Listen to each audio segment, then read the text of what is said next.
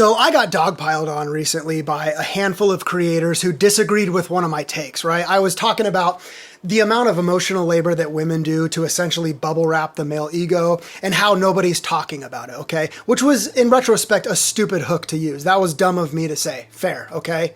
But here's what I want to point out. This is what I want to talk about, okay? Over the last year and a half, 2 years of adding deconstructing patriarchy to my unlearning journey and to my content and speaking about it, what I have noticed is that feminism, at least the extreme end of it, feels a lot less like a movement and a lot more like a gated community. And there are allies within this gated community who know every term, every framework, every academic reference, every approved phrase, and they are waiting for you to slip up and say something slightly off so they can attack you. Because when a person finally decides to start speaking up, right, and they're doing it imperfectly and clumsily and publicly, and the first thing they get is execution from the people supposedly on the same side, what message does that send to the people that are watching?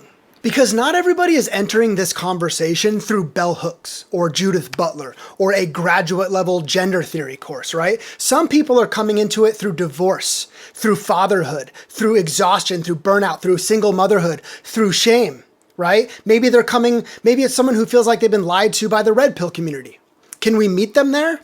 It doesn't feel like it.